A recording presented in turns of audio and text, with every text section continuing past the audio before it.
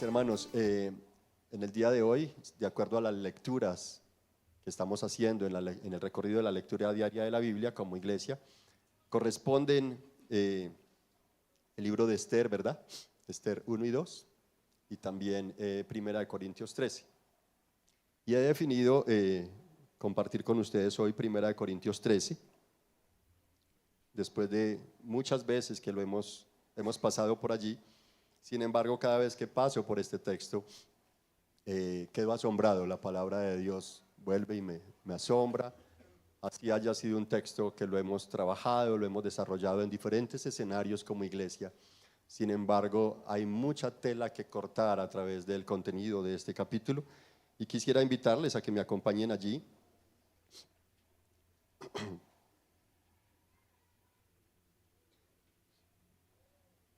Y voy a leer en la Nueva Biblia de las Américas, en beneficio de ustedes, y leo en el nombre del Padre, del Hijo y del Espíritu Santo. Dice la palabra del Señor: si yo hablara lenguas humanas y angélicas, pero no tengo amor, he llegado a ser como metal que resuena o címbalo que retiñe. Y si tuviera el don de profecía y entendiera todos los misterios y todo conocimiento, y si tuviera toda la fe como para trasladar montañas, pero no tengo amor, nada soy. Y si diera todos mis bienes para dar de comer a los pobres, y si entregara mi cuerpo para ser quemado, pero no tengo amor, de nada me aprovecha. El amor es paciente, es bondadoso, el amor no tiene envidia, el amor no es jactancioso, no es arrogante, no se porta indecorosamente, el amor no busca lo suyo, no se irrita, no toma en cuenta el mal recibido. El amor no se regocija de la injusticia, sino que se alegra con la verdad. Todo lo sufre, todo lo cree, todo lo espera, todo lo soporta. El amor nunca deja de ser, pero si hay dones de profecía, se acabarán, si hay lenguas, cesarán, si hay conocimiento, se acabará, porque en parte conocemos y en parte profetizamos. Pero cuando venga lo perfecto, lo incompleto se acabará. Cuando yo era niño, hablaba como niño, pensaba como niño, razonaba como niño, pero cuando llegué a ser hombre dejé las cosas de niño, porque ahora vemos por un espejo veladamente, pero entonces veremos cara a cara. Ahora conozco en parte, pero entonces conoceré plenamente como he sido conocido, y ahora permanecen la fe, la esperanza, el amor. Estos tres, pero el mayor de ellos es el amor. Padre, gracias por tu palabra. Queremos rogarte que por favor nos permitas ahondar en ella de acuerdo a tu propósito para nuestra realidad y según la necesidad de cada uno de los presentes y de los que escucharán este mensaje a través de cualquier medio, Señor. Quiero rogarte que me des el privilegio de predicarlo con fidelidad, de acuerdo a tu propósito y de acuerdo al momento en que estamos viviendo, según tu voluntad para con nosotros, Señor. Te lo rogamos así. Permíteme pues ser fiel, especialmente a ti, en el nombre de Jesús. Amén y amén. Quisiera, a manera de historia, si alguno recuerda qué pasó el 20 de julio de 1810 en la ciudad de Bogotá. ¿Alguno recuerda algo? Grito de la Independencia, 1810. Un hombre criollo llamado Luis de Rubio acudió a una tienda de José González Llorente, tienda de artículos nuevos y usados, donde vendían ciertas cosas de lujo, fuera para decorar casas, oficinas, eran objetos exclusivos, importados, ¿no? Traídos de Europa. Y allí este hombre criollo llamado Luis de Rubio acudió a la tienda de José González Llorente, comerciante español, para alquilar un florero de porcelana. Este florero tenía como propósito usarse en una cena en honor al comisario real Antonio Villavicencio. Aunque era común alquilar artículos de lujo para estos eventos, Llorente respondió con desprecio y una actitud de superioridad, negándose a colaborar con los criollos. Este gesto de Llorente, con apariencia insignificante, encendió la indignación contenida de la población criolla, que sufría años de discriminación social y exclusión del poder por parte de los españoles. La tensión estalló en protestas y disturbios en la Plaza Mayor y fue así como un florero, un simple florero, se convirtió en símbolo de la ruptura entre criollos y autoridades coloniales, marcando el inicio de la independencia de Colombia. Lastimosamente, justamente cuando se levanta la voz de la libertad o el clamor hacia la libertad, a veces estalla el menosprecio y el rechazo, y creo que es interesante cómo estas realidades que estamos atravesando nos conducen a pensar en qué es lo que amenaza el que nosotros vivamos en una convivencia armónica y llena de amor. ¿Qué crees tú que es lo que amenaza esto?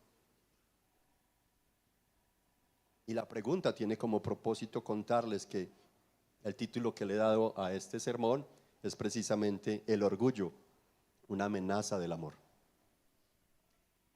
¿Y por qué el amor? Precisamente acabamos de leer un texto que hace mucho énfasis en el amor, ¿verdad?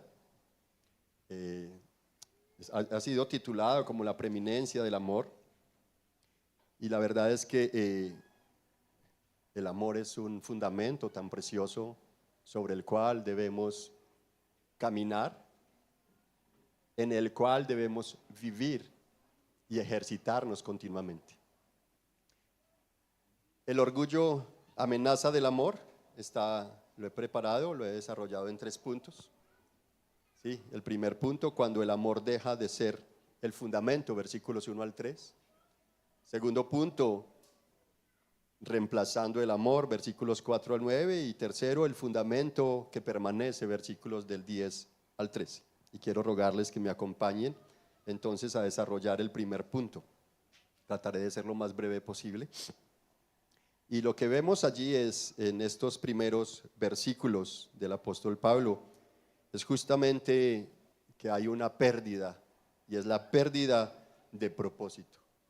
El apóstol Pablo está aludiendo a los dones espirituales de una iglesia a la cual Dios ha bendecido grandemente, y estos dones tenían un propósito exclusivo.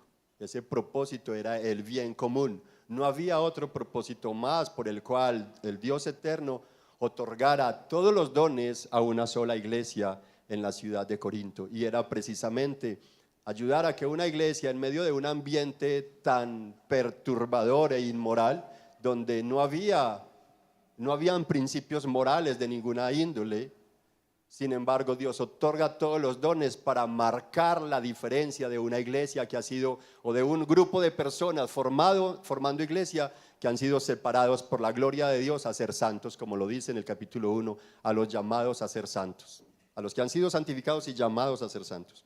Dios les otorga entonces todos los dones para el bien común, como lo dice en el capítulo 12, versículo 7. Si tú te devuelves ahí un capítulo atrás, vas a darte cuenta, 12:7, dice que era para el bien común. Mira cómo dice, capítulo 12, versículo 7. Pero a cada uno se le da la manifestación del Espíritu para el bien común. Ese es el propósito. Pero el amor comienza a sufrir amenaza toda vez que nosotros perdemos el propósito de aquello que Dios nos ha otorgado. Cuando Dios nos entrega a nosotros algo, tenemos la responsabilidad de administrar aquello que se nos ha sido dado, ya sea una capacidad especial dada por el Espíritu Santo, a lo que se llaman dones espirituales, ya sea un bien material, algo que Dios te dio, una capacidad intelectual. Todo aquello que Dios te ha permitido, Dios te lo ha dado con un propósito, y es no solamente el bien tuyo y el de tu familia, sino el bien colectivo, el bien para una sociedad a la cual vas a estar cercano y expuesto. Por tal motivo, cuando perdemos el propósito de aquello que se nos ha sido entregado, estamos perdiendo entonces la razón de ser, y estamos en cierta forma permitiendo que el amor sea amenazado. En segundo lugar, vemos también cómo los versículos nos dicen, en los versículos 1, mira el capítulo 13 como dice: si yo hablara lenguas humanas y angélicas, pero no tengo amor, si yo hablara lenguas humanas y angélicas, estamos hablando de una capacidad especial dada por el Espíritu Santo. Por otro lado dice, y si tuviera el don de profecía y entendiera todos los misterios y todo conocimiento, y si tuviera toda la fe como para trasladar montañas, pero no tengo amor, nada soy, ¿verdad? Por otro lado, y si diera todos mis bienes para dar de comer a los pobres, y si entregara mi cuerpo para ser quemado, pero no tengo amor, de nada aprovecho. Creo que es interesante cómo el texto tiene un escalafón. El apóstol Pablo va escalando de una u otra manera las consecuencias o las implicancias de abandonar o dejar de ejercitarnos en el amor. Y es así como entendemos que el descuidar el propósito del don no solamente nos lleva también a perder la centralidad o el enfoque del don, que es la unidad.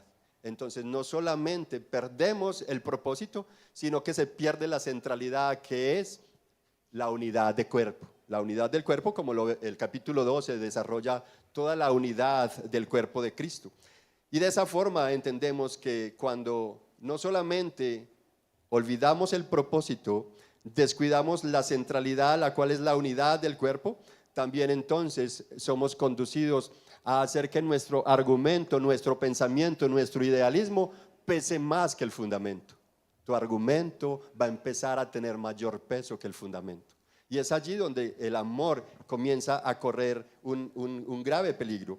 La intención con la pronunciación, la intención del apóstol Pablo, con la pronunciación de los dones espirituales en los versículos 1 al 3, como se dan cuenta, es bastante fuerte, es muy, muy fuerte. Y creo que es interesante pensar por qué él está diciéndole a los corintios, a sus hermanos amados, habiendo sido santificados y llamados a vivir en santificación, les está diciendo que cómo es posible que tengan todos los dones, pero no están ejerciendo el amor. Ellos habían sido bendecidos con todos los dones y tal vez por estar en medio de una sociedad sin ninguna moral, donde la motivación era el placer sexual, el placer que brindaba la idolatría, los ídolos, el placer que podría brindar el entretenimiento de las fábulas, el arte y la sabiduría humana, teniendo presente que Corinto era una ciudad muy cercana y también parte de la provincia de Atenas, una provincia de Atenas, la capital del arte, la cultura, la intelectualidad. Por tanto, entonces estos corintios, tal vez por estar en medio de esa sociedad sin ninguna moral y más bien entretenidos en tantas cosas, el Señor tuvo a bien entonces darles todos los dones para que ellos marcaran una gran diferencia en medio de una sociedad totalmente corrupta, totalmente inmoral, una sociedad donde no habían principios ni valores, sino que estaba constituida por antivalores. Y los únicos valores que habían era la intelectualidad, la sabiduría y la elocuencia en la oratoria. Es interesante cómo entonces el Señor tuvo a bien darles lo necesario para el cuidado propio y en especial el cuidado colectivo dentro de una congregación. Es decir, todos los dones espirituales para la edificación congregacional. Así podrían llegar a ser una iglesia sana en medio de la descomposición brutal en la que se encontraba aquella ciudad. Este privilegio del Espíritu Santo les permitió a los hermanos de Corintio crecer en fe. ¿Sí? Ellos crecieron en fe, es verdad. Ellos pudieron ver el amor de Dios entre ellos y experimentaron avivamiento y un crecimiento numérico. De hecho, cuando el apóstol Pablo está allí en Hechos capítulo 18, ¿sí? Y tiene ganas de irse por la persecución, el maltrato que le están dando, Jesús se le aparece a medianoche y le dice en Hechos capítulo 18 versos 9 al 10 que no temas Pablo, porque yo estoy contigo. Además tengo mucha gente en esta ciudad. Y creo que es importante cómo es que Dios está llevando a Pablo a trabajar fuertemente allí en la ciudad de Corinto, porque Dios iba a traer un avivamiento y un crecimiento numérico. Ahí está, porque yo estoy contigo y nadie te atacará para hacerte daño, porque yo tengo mucha gente en esta ciudad. Así que los corintios experimentaron no solamente el ver a Dios entre ellos trayendo un avivamiento poderoso, sino un crecimiento numérico maravilloso. Y es así como en el capítulo 1 de Primera de Corintios 1, versículos 4 al 6, la iglesia tuvo testimonio del obrar de Cristo confirmado entre ellos, ya que la preocupación mayoritaria en el inicio era anhelar el día de la gloria del Señor y se preparaban esperándolo y expresaban gozo, gratitud y un ánimo constante unos a otros, y de esa manera se bendecían unos a otros, se bendecían unánimemente. La cuestión es que cuando se va perdiendo el asombro por aquello que Dios nos dio, o más bien por el Dios que nos dio aquello, entonces vamos perdiendo de vista el propósito de las cosas. Ahora, el propósito de Dios al repartir la diversidad de dones, si tú vas otra vez al capítulo 12 de Primera de Corintios,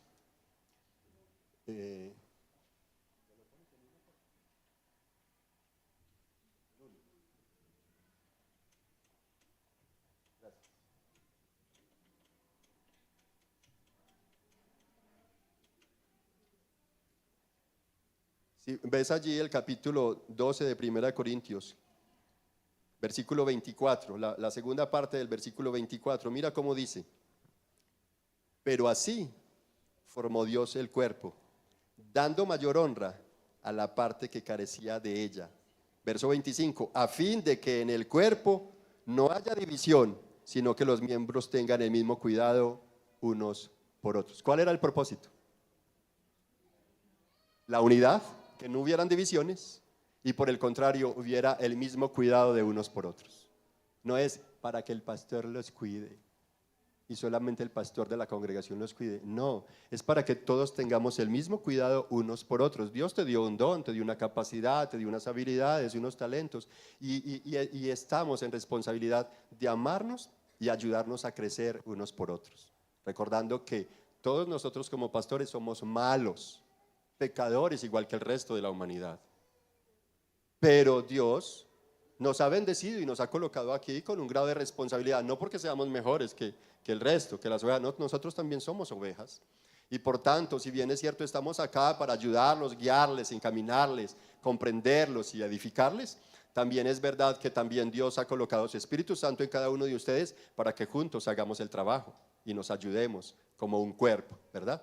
Entonces es interesante tener presente que el don, la capacidad, el talento que Dios te haya permitido obtener tiene como propósito no generar división, sino mantener la unidad y un cuidado mutuo, cuidarnos unos a otros en el temor del Señor. Así fue como formó Dios. ¿Quién formó Dios el cuerpo? ¿Quién formó el cuerpo o la iglesia? Dios, fue Dios, no somos nosotros. Le decía yo a los ancianos y al comité administrativo y ayer en el ayuno, les decía cuánta necesidad tenemos nosotros, los pastores, de que la iglesia ore por nosotros precisamente. ¿Por qué? Porque puede en nuestra humanidad haber la tendencia de inclinarnos a elegir líderes, no bajo la voluntad del Señor, sino por una afinidad, por un interés que tenga con la otra persona, por un vínculo afectivo.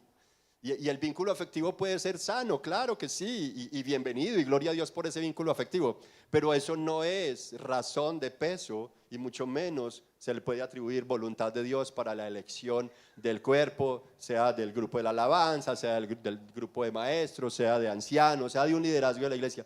Eso no está en nosotros hacerlo con tremenda libertad, no, tenemos que someternos al Espíritu Santo, porque quien formó el cuerpo es el Señor y Él ha colocado a cada uno según a Él le agradó. Entonces, en ese orden de ideas, la razón por tanto que por medio del apóstol Dios reconvenga a los corintios diciendo: si yo hablara lenguas humanas y angélicas, pero no tengo amor, he llegado a ser como metal que resuena o címbalo que retiñe.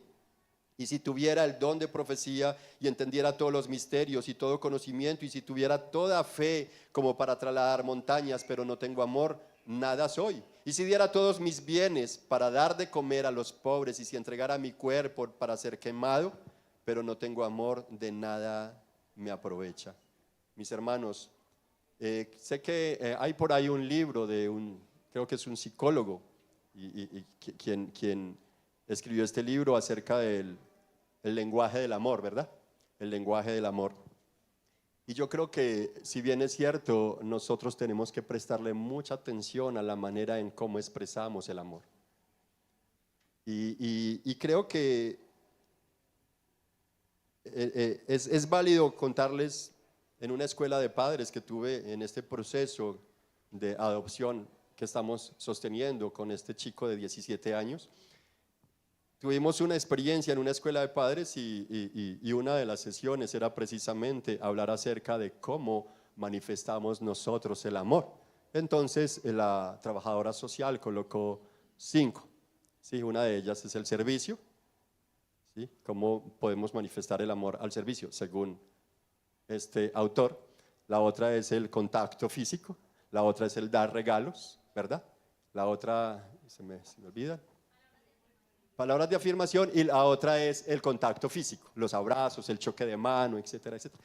Son algunas maneras de expresar el amor, por lo menos desde ese punto de vista, pero desde el enfoque bíblico es algo completamente distinto, porque allí me dicen que yo puedo expresar el amor solamente a través del servicio, pero el texto me está diciendo que yo podría entregar todos mis bienes para dar de comer a los pobres y entregar mi cuerpo para ser quemado, pero si no, ¿cómo es esto? O sea, hay la posibilidad de que yo entregue todos mis bienes para dar de comer a los pobres y no estar manifestando amor. Sí, sí la hay. Así que, si bien es cierto, el servicio debería de ser una de las expresiones del amor, no quiere decir que a través del servicio yo ¿cómo digo? Me resigne a que los demás, no, con que yo sirva está bien, esa es mi manera de amarlos ya, porque tengo que decirles te quiero, porque tengo que darles una... porque tengo que ser recíproco a una caricia o a otra manera afectiva, no, es con el servicio, con que yo les predique está bien, esa es la manera de demostrar mi amor. ¿Ustedes creen que estaría bien? Yo puedo estar predicando del amor, como lo hice en otras ocasiones, este mismo pasaje, y estar lastimando nuestro corazón, estamos sirviendo. Y lo digo acá con propiedad porque lo hice y tengo que retractarme y pedir perdón y confesarlo delante de ustedes que a veces por falta de mejor formación malinterpretamos la escritura. Y entonces puedo estar predicando de un tema que nos llama a manifestar el amor sincero, el amor verdadero, y estar hablando tal vez con resentimiento. ¿Es verdad o no? Se puede hacer. Así que, si bien es cierto, estos documentos, estos textos nos ayudan, y es verdad, para mí fue muy valioso, y especialmente para el joven, a quien estamos caminando en este proceso de adopción, porque luego le pregunté, venga, hazme un favor, ¿qué tal si hablamos de qué nos dejó aquella escuelita, qué reflexión podemos sacar? Y lo primero que me dijo fue, yo pensé que me las sabía todas, pero logré entender que a raíz de mi contexto de vida, de abandono desde los 4 años hasta esta edad, tuve que cerrar mi corazón a los vínculos afectivos, porque la separación me causaba un daño atormentador y para no seguir causándome ese daño, cerré mi corazón y no quiero que me amen ni amar a nadie. Entonces no sé cómo amar, no sé cómo manifestar el afecto. Perdónenme que me siente un momento, pero es a raíz de la inflamación, lo digo para las personas que están nuevas y tal vez no saben por qué. No es falta de reverencia, sino que se me inflama mucho lo de las cirugías. Entonces, es interesante nosotros entender que el texto, el apóstol Pablo, entonces estaría contradiciendo las expresiones del lenguaje del amor que nos habla aquel autor en ese libro, que tiene un contenido muy valioso, vale aclarar, creo que es importante resaltar, y son expresiones. Pero no, yo no puedo quedarme solamente con una expresión. Yo creo que nosotros somos llamados a manifestar el amor en un radio de acción lo más amplio que podamos. Amén. Porque ¿a quién representamos nosotros? Al Dios del amor. Por tanto, necesitamos hacerlo. Ahora, los dones dados por el Espíritu son dones irrevocables. Cuando Dios nos otorga algo, es algo, una capacidad especial espiritualmente, es algo que Dios lo da y no te lo va a volver a quitar. No lo quita, Él lo da, ahí lo deja. Los hermanos de Corinto dieron tanta atención a esto que el don se convirtió en algo sumamente relevante. Fue tanto su asombro por el don que perdieron de vista el propósito del don y el autor del don, el propósito del autor con ese don.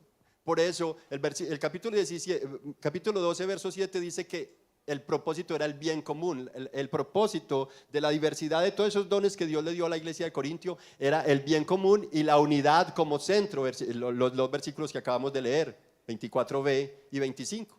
Sin embargo, los hermanos de Corinto dieron mayor peso a su argumento que al fundamento y negociaron lo que no debía de ser negociable, como le dijo Jesús allí a los fariseos hipócritas, Mateo 23, que diezmáis la menta, el comino y el anís, pero habéis olvidado las cosas más importantes, el amor, la misericordia y la fe.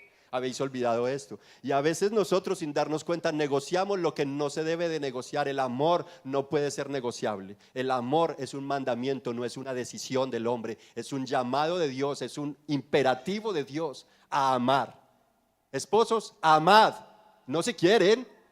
Si su esposa es bonita, si su esposa es fea, no, amad a vuestras esposas como Cristo amó a la iglesia. Es un mandamiento, no es una decisión humana, es un mandamiento. ¿Qué hacemos con ello? ¿Cómo respondemos nosotros a esto? Por tanto, mis hermanos, no debemos de negociar lo que no es negociable, sino mantenernos en la mira del propósito. Listo. Ahí termino mi primer punto y pasamos al segundo punto, y es el reemplazo del amor, versículos 4 al 7. Y creo que es interesante nosotros pensar cómo su florero, a José González Llorente, como a él, ese florero le peló el cobre, o por lo menos el que aquel hombre fuera a alquilarlo para un evento criollo, le peló el cobre, es decir, la actitud o resentimiento que tenía contra los criollos. Como a José Llorente le peló ese sentimiento negativo y carente de amor hacia los criollos, a los corintios, los dones espirituales les llevó a creerse superiores a los demás. Y creo que es pertinente nosotros pensar en cuántas veces aquello que Dios te ha dado o nos ha dado como una bendición, lo estamos usando es como un látigo para maltratar a otras personas.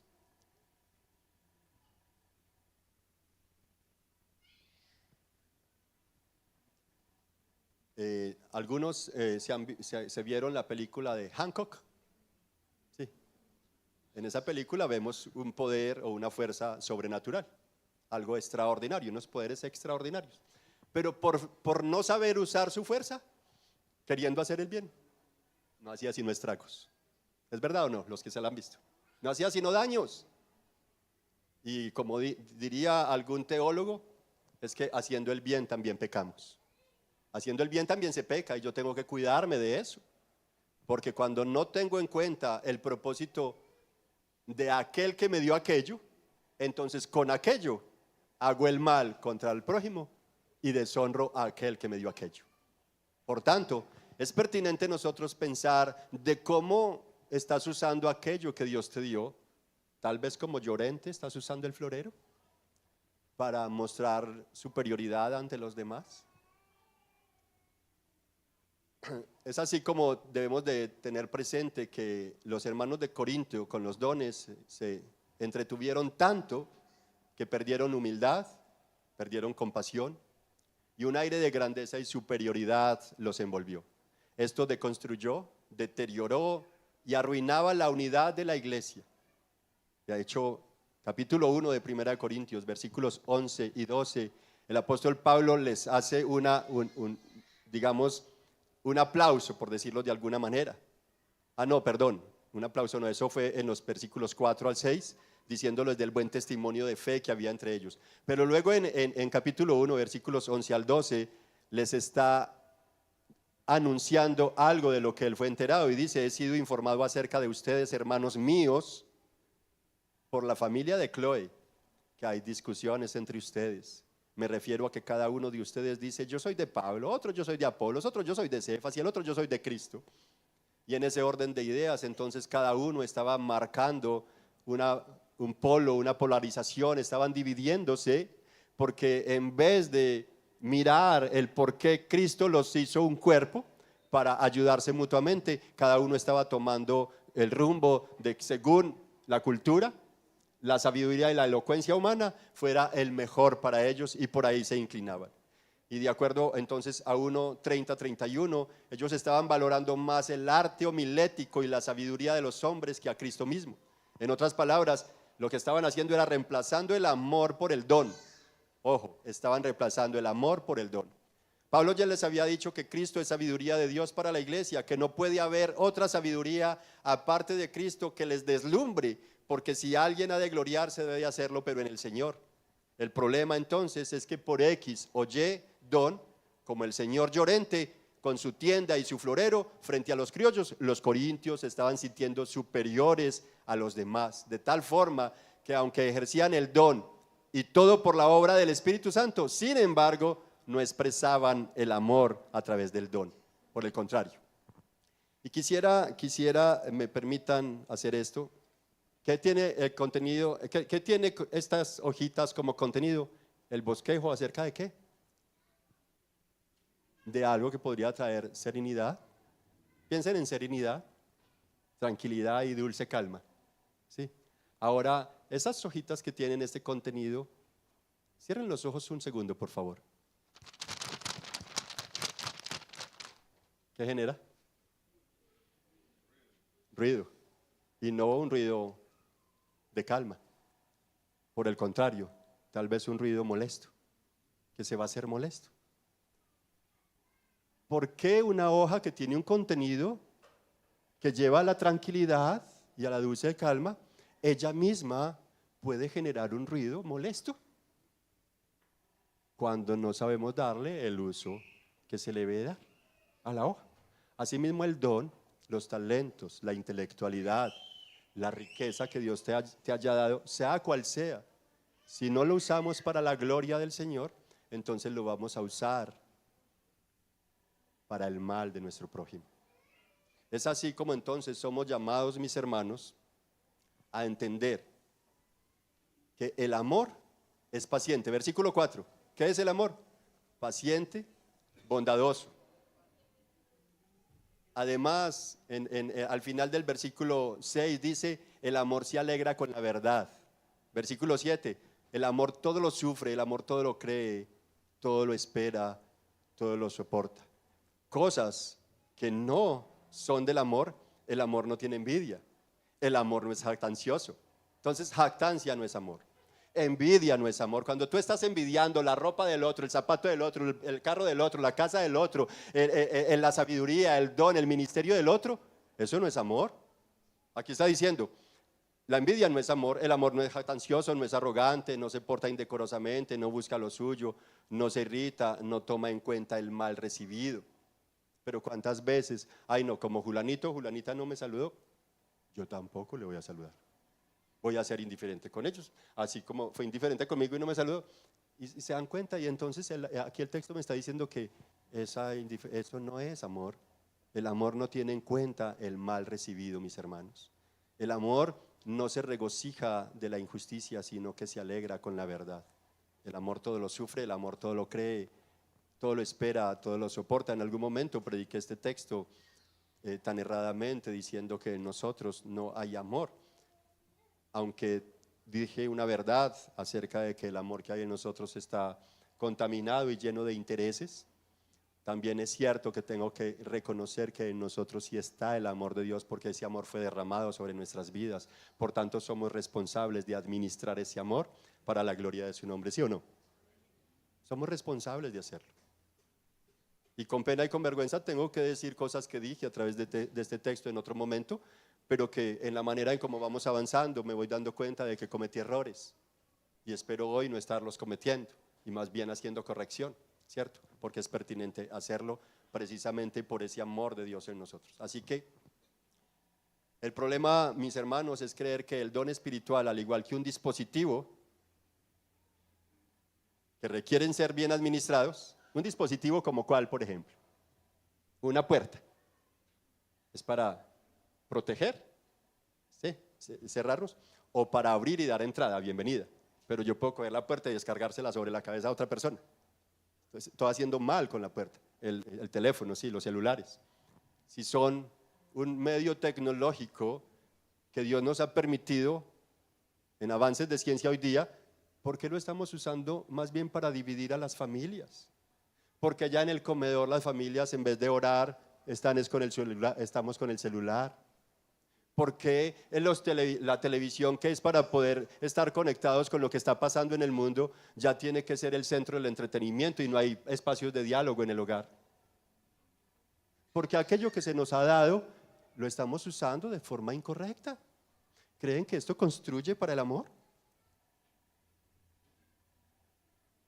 Y con esto no quiero satanizar ni lo uno ni lo otro, no, simplemente es un llamado a tomar conciencia acerca de cómo estamos nosotros ejercitándonos en el amor. El amor es algo que se nos dio y es algo que se nos ordena. Por tanto, es algo que yo necesito ejercitarlo. Si tú quieres tomar buen cuerpo, sea hombre o sea o mujer, tenemos que hacer varias cosas. Uno, trabajar en la disciplina alimenticia, ¿cierto? En una buena dieta. Y dos, hacer buen ejercicio. Por tanto, asimismo, para desarrollar el amor y tratar de ser obediente al mandato de Dios en cuanto a amar, yo necesito venir y alimentarme, tener una buena alimentación, la palabra del Señor, y hacer ejercicio. ¿Cuál es el ejercicio? Amar. Me decía entonces este joven que estamos en proceso de adopción, yo no sé cómo entonces manifestar el afecto, y una tarea que le dejé y hoy en la visita que vamos a hacer voy a pedirle cuentas de la tarea. Precisamente, bueno, la trabajadora social, ¿qué tal? ¿Te cae mal? No, para nada, es bien. Y yo, bueno, ¿qué tal si te acercas a ella y le dices, mira, creo que haces un buen trabajo a favor de nosotros y tal vez nosotros somos desagradecidos y no lo reconocemos y quisiera decirte gracias por lo que haces por nosotros. ¿Me dejas agradecerte a través de un abrazo? Ay, no, ¿cómo se le ocurre? Eso va a ser muy duro para mí. Sí, precisamente por eso necesitas hacerlo. Es que las cosas buenas demandan esfuerzo. Entonces, ahorita voy a pedirle cuenta. Bueno, ¿cómo te fue? Sí. Y ahora, ¿cuál debe ser la tarea entre nosotros, esposos, esposas? ¿Estás manifestando el amor a tu esposo o a tu esposa solamente a través del servicio? ¿Aplanchando ropa, lavando, haciendo de comer? ¿No responde recíprocamente a las caricias, a un te quiero, a un abrazo? ¿De qué manera estamos manifestando el amor los unos a los otros? O esposos a las esposas, porque llegamos cansados de trabajo en la tarde, porque tuvimos bastante tensión en la oficina, en la planta de operaciones, en fin, venimos y no respondemos a una esposa que está anhelando que el esposo llegue para darle un abrazo y un beso. ¿Cómo estamos respondiendo a ello? Porque somos llamados a amar. Tú puedes ser el mejor proveedor de la casa, pero si no hay amor, si no manifiestas el amor de manera afectiva, ¿y esto por qué lo digo? Porque nuestro Dios es un Dios de amor que nos amó apasionadamente, tan apasionada, activa y reactivamente, que mandó a su Hijo a morir en la cruz para amarnos, para demostrarnos su maravilloso amor por nosotros, que es un amor fuerte, sincero, arriesgado, es un amor que traspasa fronteras, traspasa límites. ¿Qué límite estás atravesando tú para manifestar el amor de Dios a tu hermano? Porque si tu esposo o tu esposa es cristiana, es tu hermano en Cristo y vas a tenerle que rendir cuentas a Dios por la manera en cómo amas a tu hermano. Porque dice el apóstol Juan en primera de Juan, que aquel que dice que ama a Dios, pero no ama a su hermano, y tal vez hayan esposas que dicen, mi esposo como que ha dejado de quererme, mi esposo ya es frío, vive cansado, solamente le agrada ir a jugar fútbol, ir a jugar billar, ir a jugar ajedrez, dominó, se entretiene con los amigos o los hermanos de la iglesia y aquí simplemente trae comida. El texto me está diciendo que si usted diera de comer, entregara todos tus bienes para dar de comer a los pobres y no tienes amor, de nada aprovecha. Necesitamos manifestar el amor. Y esto es un llamado a la ternura también, porque el amor debe ser tierno, como nuestro Dios es tierno. Y si no, tóquenle en la oficina al apóstol Juan y le preguntan si no era tierno con él. Por algo fue llamado el discípulo del amor, a Juan, porque él se dio cuenta que nuestro Dios es un Dios tierno, es un Dios afectivo, es un Dios del abrazo, es un Dios del estrechón, ¿verdad? Juan se recostaba en su pecho. Y allí entonces tenemos esto, y creo que es pertinente nosotros entender, mis hermanos, que el problema es creer que el don espiritual, al igual que un dispositivo, requiere ser bien administrado, o más bien es no creer que ese don, al igual que el dispositivo, necesita ser bien administrado. Pues las manifestaciones del Espíritu son paciencia, bondad, fe, mansedumbre, templanza. Las manifestaciones del Espíritu se regocijan en la verdad. El Espíritu Santo sufre por nuestro pecado, Él está en nosotros. ¿Quién tiene el Espíritu Santo aquí en sí? Todos, ¿verdad? Si eres cristiano, el Espíritu Santo mora en ti y Él sufre contigo. ¿Y por qué sufre contigo? Por amor. Y es el Espíritu Santo. ¿Y cuántas veces has puesto a verlo lo que no se debe ver? Lo has puesto a oír lo que no se debe de oír. Y está ahí soportándolo por amor a nosotros, por amor a la obra, la causa de Cristo.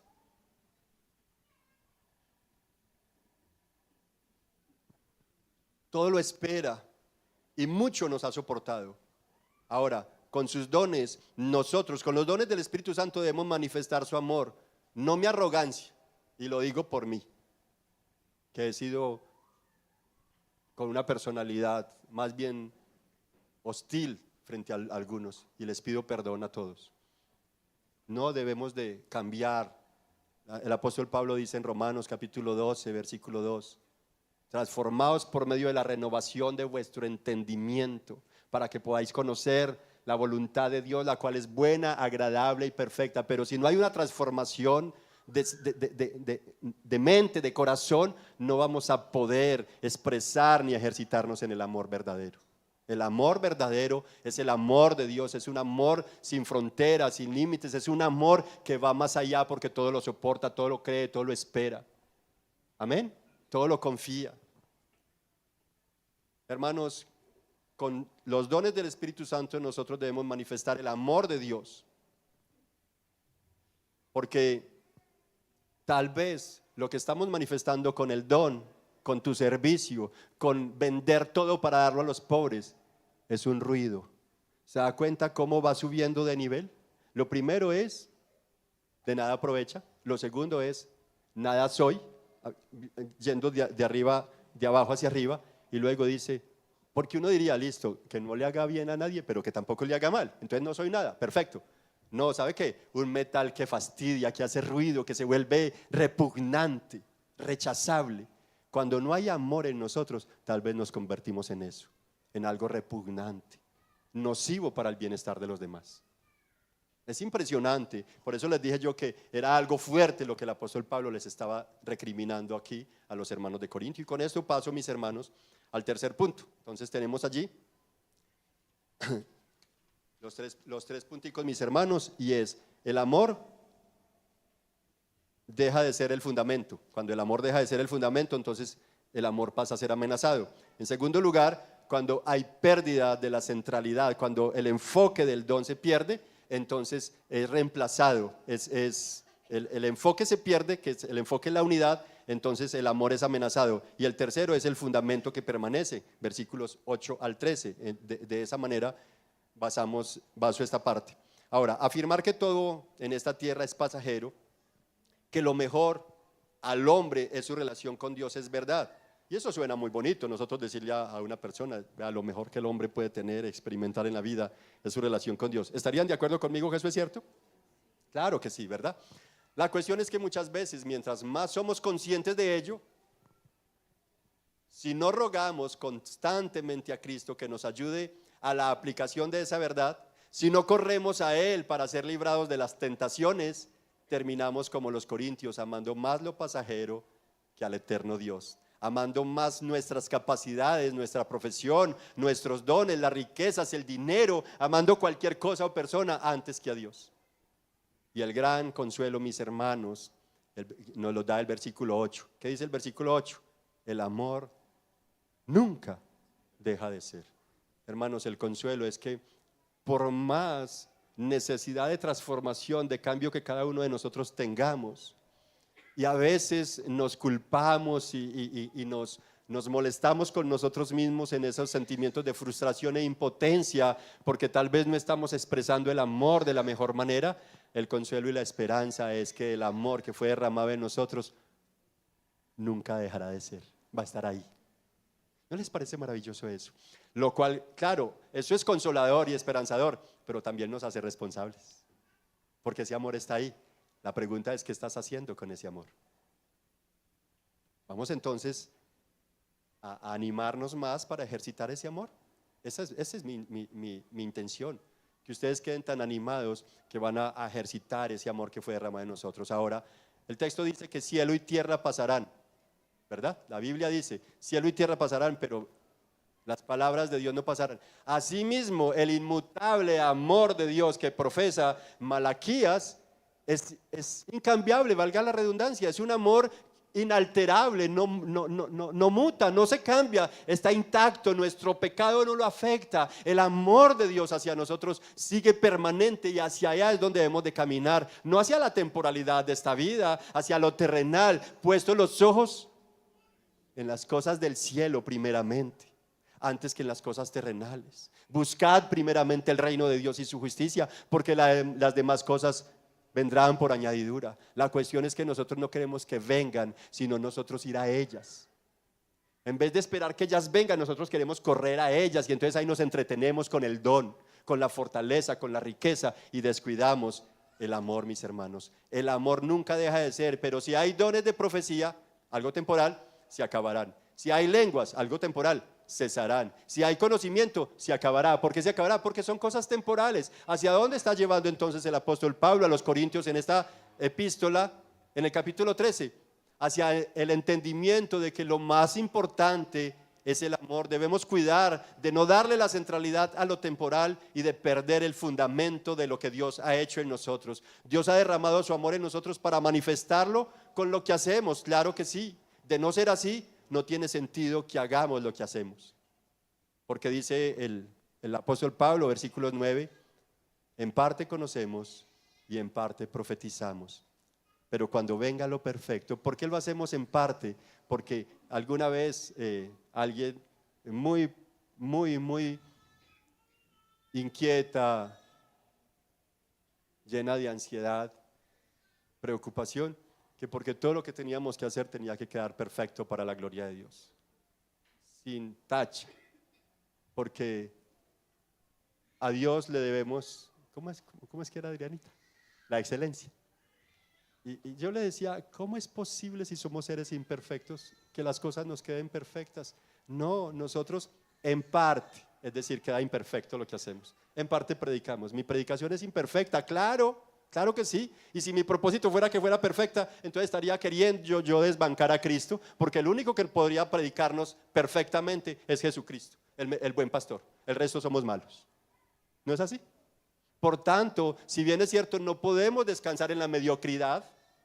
No, claro, tenemos que buscar hacer las cosas bien para el Señor, ya sea que comas o que bebas, que cualquier cosa que digas o hagas, hazla para la gloria del Señor, hazlo con entusiasmo, con amor, con gozo, con gratitud, para la gloria del Señor. Pero el apóstol Pablo dice, en parte profetizamos, pero cuando venga lo perfecto, qué belleza, entonces lo incompleto se acabará. Por eso cuando yo era niño, como niño hablaba, como niño pensaba, como niño razonaba, pero cuando llegué a ser hombre, dejé las cosas de niño. ¿A qué está siendo llamado? A la transformación, a la renovación de mente. Mi cosmovisión, nuestra cosmovisión tiene que evolucionar, tiene que cambiar de acuerdo a la palabra del Señor, o a menos que no estemos yendo a ella. Pero si estamos yendo a la palabra del Señor, nuestra cosmovisión tiene que evolucionar, tiene que ser renovada constantemente. Asimismo nuestra fe afirmada.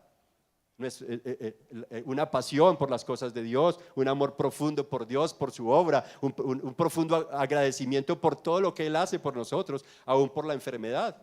Le decía yo a Stewart ayer, que me chateó en la noche, esta semana he estado experimentando desánimo, desmotivación, como sin sentido de muchas cosas a raíz de un medicamento que me he estado tomando y la pérdida de sueño y todo esto.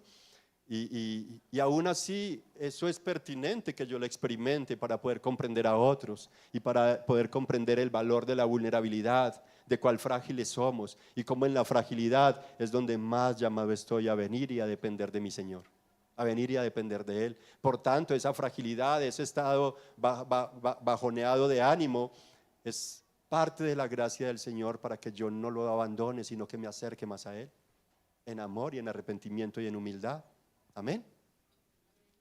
Dice el versículo 12, entonces, porque ahora vemos por un espejo veladamente, como veladamente, pero entonces veremos cara a cara. Ahora conozco en parte, pero entonces conoceré plenamente como he sido conocido.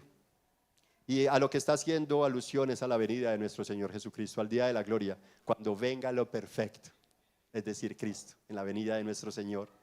entonces veremos cara a cara, entonces conoceré plenamente.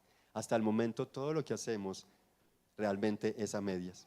Versículo 13, y ahora permanecen la fe, la esperanza, el amor, esos tres, pero el mayor de ellos es el amor. Hermanos, amar a Dios debe ser nuestra centralidad. Debe ser la centralidad de nuestros hijos. Debe ser el concepto que nuestros familiares, amigos y vecinos conozcan de nosotros. ¿Cómo quiere ser visto por la sociedad en general? Eso es lo que dice nuestra visión, ¿cierto? La visión de la iglesia es que queremos ser vistos por Dios, por las demás denominaciones y por la sociedad en general como una iglesia que tiene plena comunión con Cristo, que descansa en la suficiencia de las Escrituras y por tanto se dedica al cuidado mutuo para hacer discípulos para la gloria del Señor, ¿o no?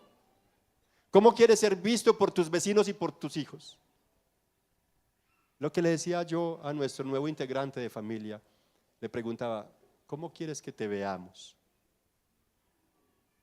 Porque yo quiero que me veas, no como alguien que tiene misericordia y compasión de ti, sino como un hombre que ama y teme a Dios. Con que me veas así es suficiente. Lo demás se va a ir desarrollando orgánicamente. Yo quiero que me veas como un hombre que teme y que ama a Dios. Y mi pregunta para ti, hermano, hermana que estás acá, que me estás escuchando, tal vez por medio de la transmisión, ¿cómo quieres que Dios te vea a ti? ¿Cómo quieres que tus hijos, tu esposo, tu esposa, tu familia te vea? ¿Cómo quieres que tus parientes que no son creyentes te vean? ¿Como la que mejor cuerpo tiene? ¿Como el que mejor cuerpo tiene, el que mejor carro tiene? ¿Cómo quieres que la gente te vea? Recuerda que los ojos de Dios están recorriendo toda la tierra para ver el comportamiento de los hijos de los hombres y darle a cada uno según su comportamiento.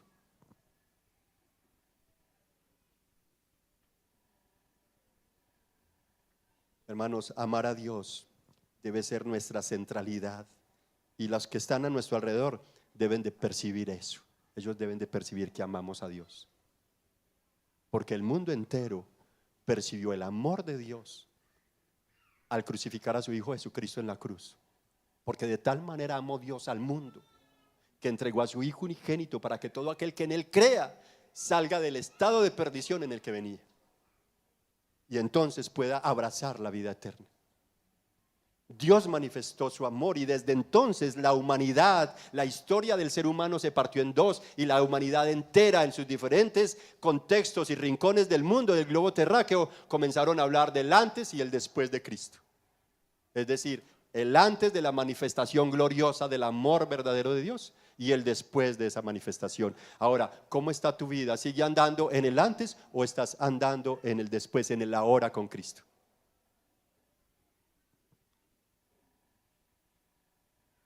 Hermano, qué rico que nuestros familiares perciban que nosotros amamos a Dios y que como algo natural nos perciban amando a las demás personas, siendo afectivo a las demás personas, siendo paciente con las demás personas, cosa que tengo que trabajar mucho en mí. Que estamos en ese ejercicio constantemente y no que nos vean como a Llorente, usando el florero para desquitarse y sacar el odio que tenía contra los criollos.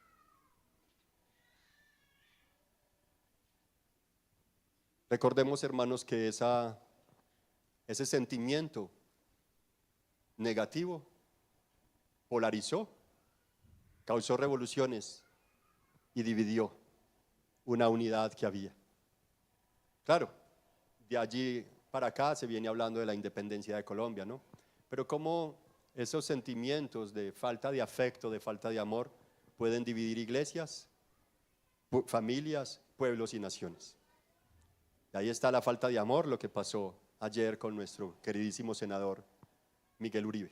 Falta de amor, ¿no? Primera de Corintios 12, mis hermanos, versículo 31, es decir, antes de abrir el telón del capítulo 13, Pablo les está diciendo, yo les muestro un camino más excelente. ¿Cierto que así cierra el capítulo 12? Pero yo les muestro un camino más excelente.